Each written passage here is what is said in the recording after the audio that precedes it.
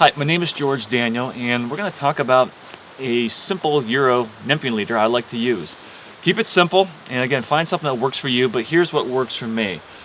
I am going to essentially use for my line/leader, it's just a level section of all mono. This is 10-pound test amnesia. It's bright, it's visible, it's also soft and it's limp. So what I mean by that is that when I'm looking at the drift right here, I want a material that's often limper. So when I see, when a fish strikes or hits my fly, I'm going to see that strike a lot more easily than I can with kind of a stiffer, rigid piece of monofilament. So that, I'm going to have a whole spool of 10-pound test amnesia. And then off of that, I will still run a 28 section of cider material, a material that just also acts as your strike aid, but has multiple colors, providing good visual cues in all lighting conditions.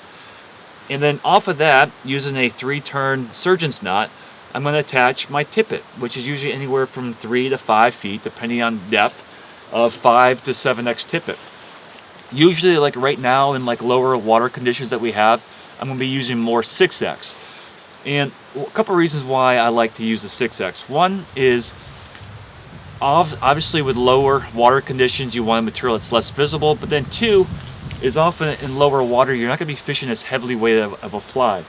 And even though we're fishing flies with a tungsten bead, like you see here with a little bit of a chewy caddis that we're going to be using, still this fly doesn't have a lot of weight. I think one of the biggest misconceptions with European nymphing is that you're always casting big, heavy, weighted flies and you're just lobbing them and then dragging them on the bottom. I think with nymph fishing, one of the keys with a good nymph fisher is learning how to drift your flies rather than dredge your flies. So we do have a tungsten bead fly, but this doesn't have a whole lot of weight. What we want is a fly that's going to drop down to the bottom, but once it's on the bottom, the current is going to move it. We're not going to drag it. We're just going to allow the current to drift this, and we're just going to stay above it or directly downstream, staying in contact. And because we don't have a whole lot of weight on this fly, we need to find ways to sink in it. And trying to avoid the use of split shot, we can use a small diameter tippet.